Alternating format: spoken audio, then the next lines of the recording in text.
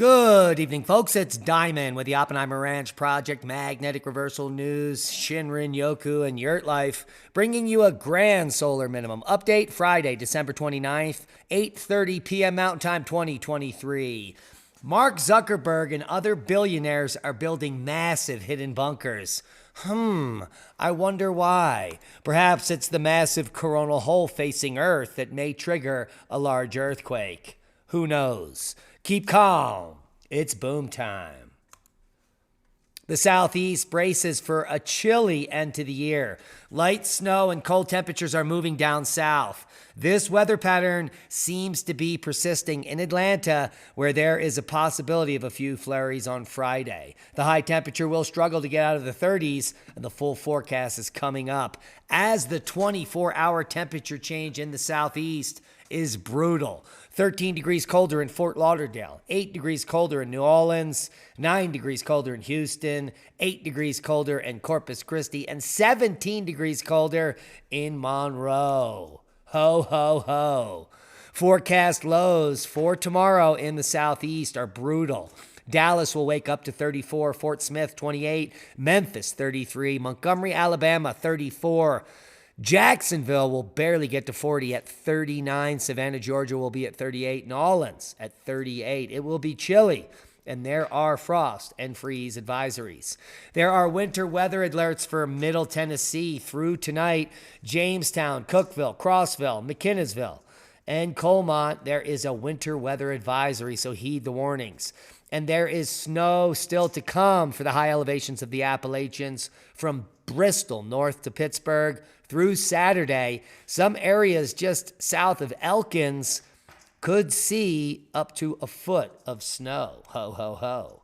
And have you heard there is massive waves on the West Coast, and some of them are rogue, and they are spectacular. Take a look at this footage coming out just about 24 hours ago.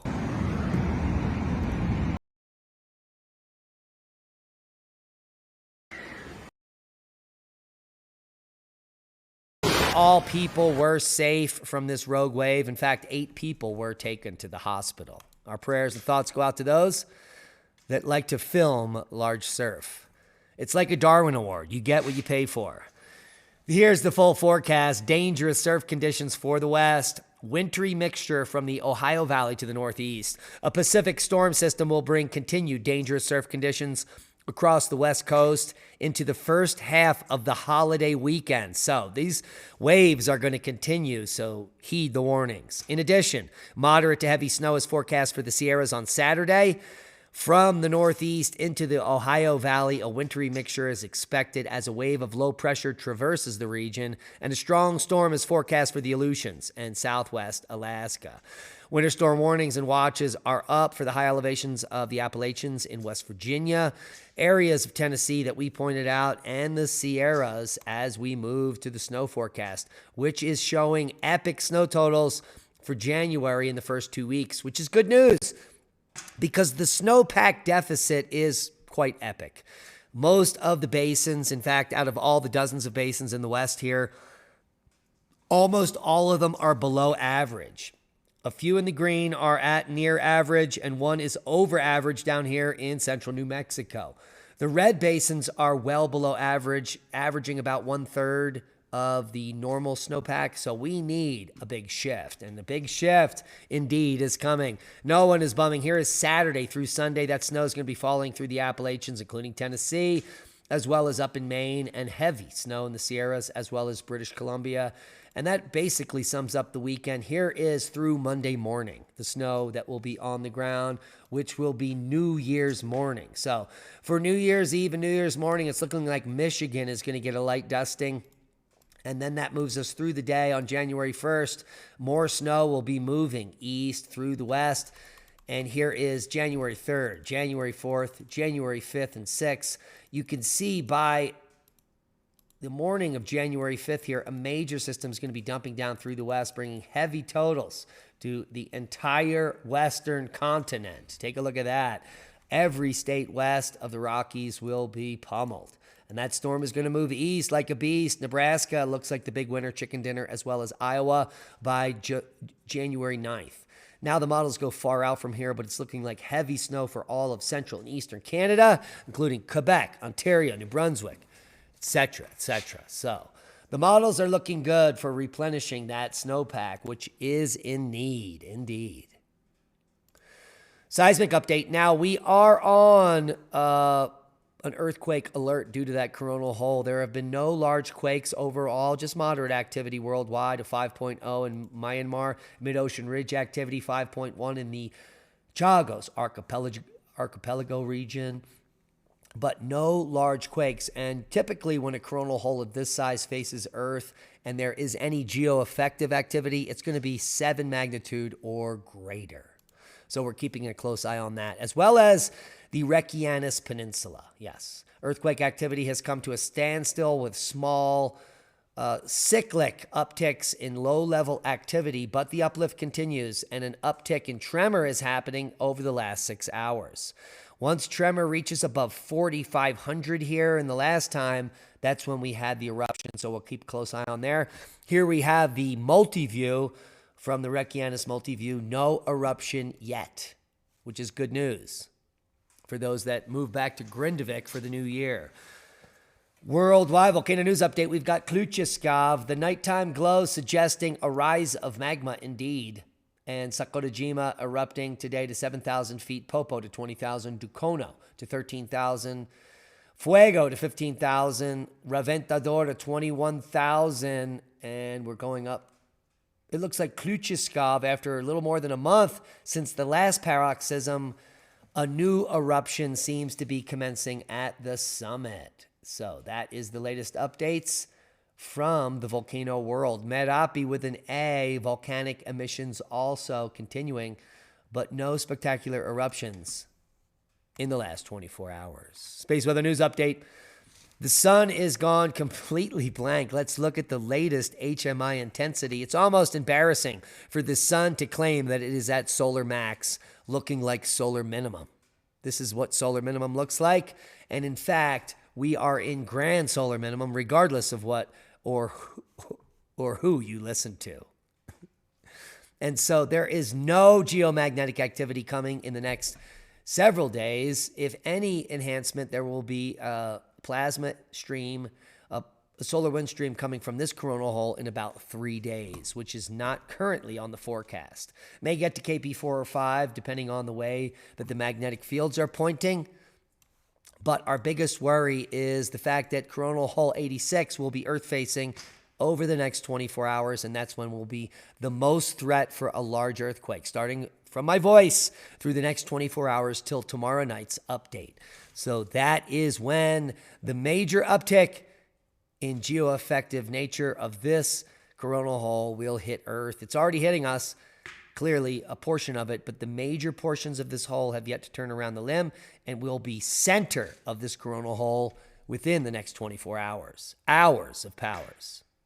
Now, I wanted to add a little section tonight on maybe like a learning series where we go over the natural variability of climate on Earth and how the fearmongers and the global warmists have lost their mind. They claim that a rise in temperature of 1 or 2 degrees C is the end of the world, when in fact, every 104 or 5,000 years, temperature goes up and down 15 degrees C or more. And these are the ice age cycles you're looking at for the last 430,000 years. We are currently on the right side here in an interstitial where it's warm, which we call, as scientists, the Holocene. There have been other interstitials, like the Eemian here, warmer than today. This one was about 130,000 years ago. Another interstitial here, and another one here, and so on. Now, these interstitials all come to an end after about 10 or 15,000 years, like the one we're in. And our time is up. It's been 12,000 years since we've warmed up from the last glacial cycle, which means we're about to drop down into maximum glaciation, like all of the times before.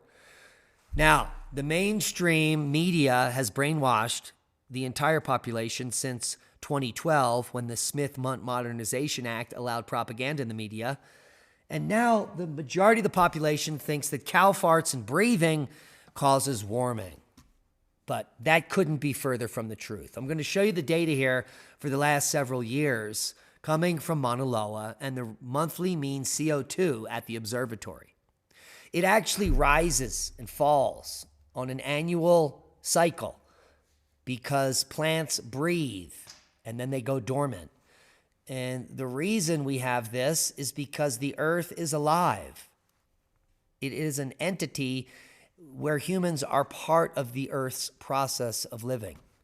Now, the CO2 has been gradually going up continuously, regardless of any of the laws that have been passed or the implementation of the Green New Deal or the use of solar panels and wind farms. Nothing changes CO2 because it has nothing to do with you.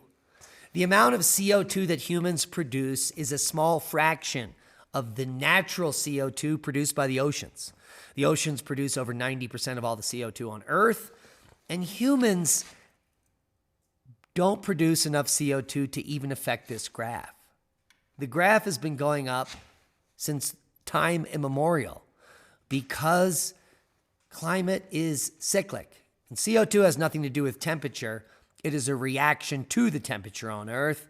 And since the coldest point on Earth back in about 1830 till now, the temperature's been rising. But it hit a plateau in the last 2 decades and soon will drop off a cliff, just like it did every other time, back into the Ice Age. It's not you. It's not CO2. It's the sun. And I hope that message is clear. And it couldn't be more than the sun than anything else. Because when the sun sets, the temperature drops, where I live, 30 degrees. And when it rises 30 degrees. The sun is the purveyor of heat on Earth and the controller of climate, no matter what they tell you. In fact, the 420 parts per million current level of CO2 that they claim is catastrophic, and if it gets any higher, we're all going to die, is a lie. Because CO2 is at 900 ppm when primates developed. CO2 at 1,000 parts per million is common on commercial airplanes. CO2 at 1,200 parts per million is common in greenhouses. And some greenhouses pay to pump CO2 into them to get more vigorous growth. CO2 is at 2,000 parts per million, 5 times today's level, when dinosaurs thrived. And the entire Earth was an amazing jungle. 4,000 parts per million occurs in submarines and in space vehicles, where the people in the submarines and in space, like astronauts, seem to be fine when they come back to Earth. 7,000 parts per million is frequently reached inside submarines on long trips at depth. 10,000 parts per million CO2 is common in motorcycle helmets, and most people riding motorcycles are not dying or passing out. And the amount of CO2 in exhaled human breath is 40,000 parts per million. Are you picking up what we're putting down? The elites want you dead. You are the problem. And I can prove it to you. U.S. intelligence officials determined that the Chinese spy balloon used a U.S. internet provider to communicate back to China. It's all connected. The mainstream media, the elite apparatus, the deep state, they control the narrative, and they have, thanks to Obama and the administration in 2012 that passed the Smith-Mundt Modernization Act to literally catapult us into the dystopian future that we have no control over. I hope you're properly planning for the future. Proper prior planning prevents piss poor performance, as when you thought 2024 would be your year, and then you realize that 12 billionaires are building doomsday bunkers, you couldn't be more pissed, now could you? In fact, Mark Zuckerberg and many other billionaires are building massive hidden bunkers. Mark Zuckerberg is building a $100 million hidden compound on his Hawaii island ranch. Now, apparently, he didn't consult any geologists because that is the worst place in the entire planet to prepare to survive a catastrophe.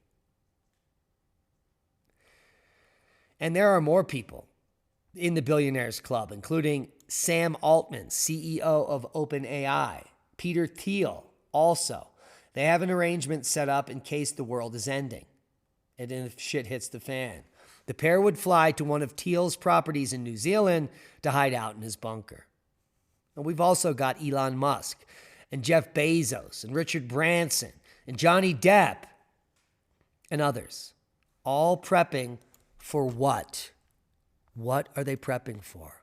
Well, let's take a look inside some top secret 3D images of Zuck's underground facility in Hawaii. Now, he owns, I think, his own private island away from the main islands, which makes it even more ridiculous because a tsunami of any size would completely flood his bunker. And, well, good riddance. But I do digress. Now, do these elites think that we will not find them in a catastrophe? With the internet and all the information we have on thumb drives, most people know where these places are, and they will be found out. And those facilities will be gutted, as well as the inhabitants. Please subscribe to the channel if you haven't. Hit the thumbs up. It helps with the algorithm. We love you. We love each and every one of you. Be safe. And that's a boom.